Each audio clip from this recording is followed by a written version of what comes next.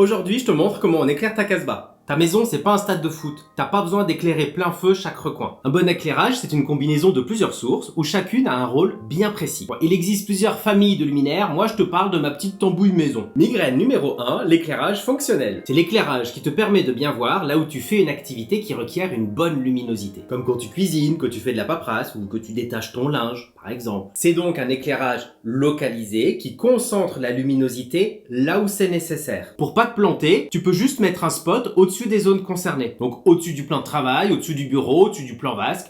C'est parfait. Mais cet éclairage n'est pas suffisant, parce qu'il a le défaut de ses qualités. C'est-à-dire qu'il crée des taches de lumière et des ombres fortes. Alors il faut l'adoucir et le rendre moins agressif. Donc pour équilibrer, on a la migraine 2, l'éclairage d'ambiance. Et comme son nom l'indique, c'est l'éclairage qui crée l'ambiance. C'est la lumière de fond. C'est un éclairage qui éclaire un peu tout, mais sans viser personne. Elle est souvent diffuse, parfois indirecte, mais idéalement sur variateur. Pour cette famille, pense à des luminaires décoratifs, comme les appliques, les suspensions, les lampes à poser, et surtout visualise des ampoules rondes qui éclairent à 360, par opposition à l'éclairage fonctionnel qu'on a vu juste avant, qui lui fait plutôt des douches de lumière. Alors j'ouvre une parenthèse.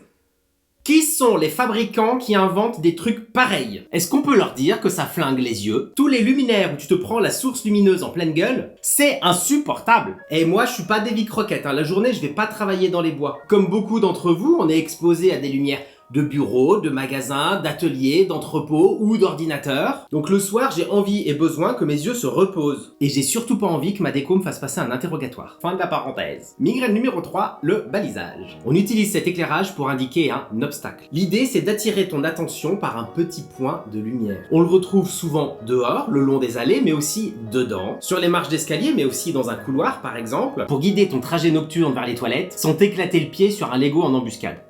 Et migraine numéro 4, la recette magique. Il faut bien que tu retiennes que la recette universelle pour un éclairage réussi, qui va au-delà des modes et des tendances, c'est la diversité. Plus tu composes avec différentes sources et typologies de lumière, meilleur sera le résultat. Tout simplement parce qu'il vaut mieux 5 lumières qui chuchotent, plutôt qu'une seule qui hurle.